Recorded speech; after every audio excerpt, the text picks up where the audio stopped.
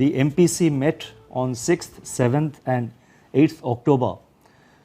Based on an assessment of the evolving macroeconomic and financial conditions and the outlook, the MPC voted unanimously to maintain status quo with regard to the policy repo rate and by a majority of 5-1 to retain the accommodative policy stance. Consequently, the policy repo rate remains unchanged at 4% and the stance remains accommodative as long as necessary to revive and sustain growth on a durable basis and continue to mitigate the impact of COVID-19 on the economy while ensuring that inflation remains within the target going forward. The marginal standing facility, that is MSF rate, and the bank rate remain unchanged at 4.25%. The reverse repo rate also remains unchanged at 3.35%. The recovery of the Indian economy is gaining traction. While vaccine reach is real fault line in the current global recovery, India is in a much better place today than at the time of the last MPC meeting.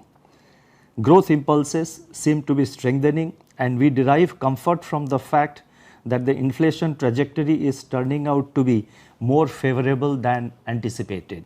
Improvement in monsoon in September, the expected Kharif record production, adequate buffer stock of food grains and lower seasonal pickup in vegetable prices are likely to keep food price pressures muted.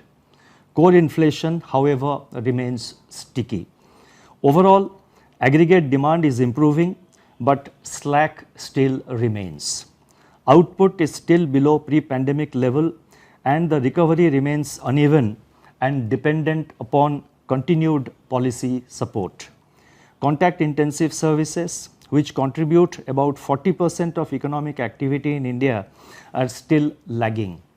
Supply side and cost push pressures are impinging upon inflation and these are expected to ameliorate with the ongoing normalization of the supply chains. Efforts to contain cost push pressures through a calibrated reversal of indirect taxes on fuel could contribute to a more sustained lowering of inflation and an anchoring of inflation expectations. The projection for real GDP growth is retained at 9.5% for the current year, that is 21-22, and this consists of 7.9% in Q2, 6.8% in Q3 and 6.1% in Q4 of 21-22.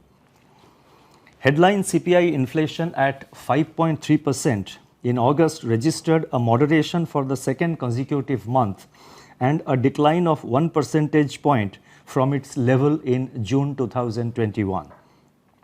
The key driver of the disinflation has been the moderation in food inflation even as fuel inflation eased up and CPI inflation excluding food and fuel, that is core inflation, remained elevated.